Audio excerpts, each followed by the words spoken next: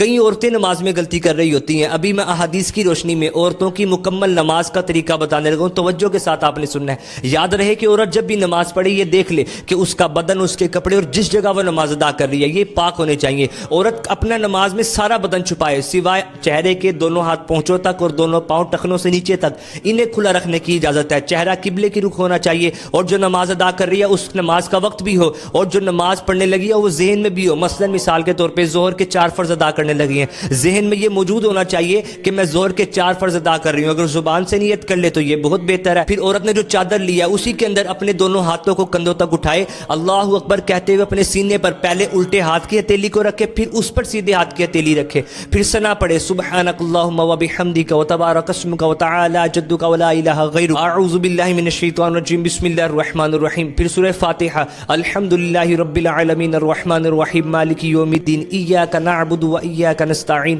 اہدنا الصراط المستقیم صراط الذین انعمت علیہم غیر المغضوب علیہم ولا الضالین. آہستہ سے آمین کہہ کر پھر قرآن پاک کی کوئی سی 3 آیات، یہ چھوٹی صورت مثلا بسم اللہ الرحمن الرحیم قل هو اللہ احد اللہ الصمد لم یلد ولم یولد ولم یکن لہ کفوا احد. پھر رکوع میں صرف اتنا جھکے کہ ہاتھ گھٹنوں تک پہنچ جائے. رکوع کی تسبیح 3 مرتبہ پڑھیں سبحان ربی العظیم، پھر سمع اللہ لمن حمدہ کہتے ہوئے بالکل کھڑی ہو جائے، ہاتھوں کو بالکل سیدھا چھوڑ دے، پھر پڑھے اللہم ربنا ولک الحمد. پھر جب سجدے میں جانا یاد رہے کہ سجدے میں جاتے وقت پہلے گھٹنے لگیں پھر ہاتھ لگے، پھر ناک کی ہڈی اور پیشانی، اور ناک کی صرف نوک لگنا ضروری نہیں ہے سجدے میں بلکہ ناک کی ہڈی لگائی جائے گی اور پیشانی کو خوب جمایا جائے گا. اور عورت خوب سمٹ کر سجدہ کرے، سجدے میں اپنے دونوں پاؤں سیدھی طرف نکال دے.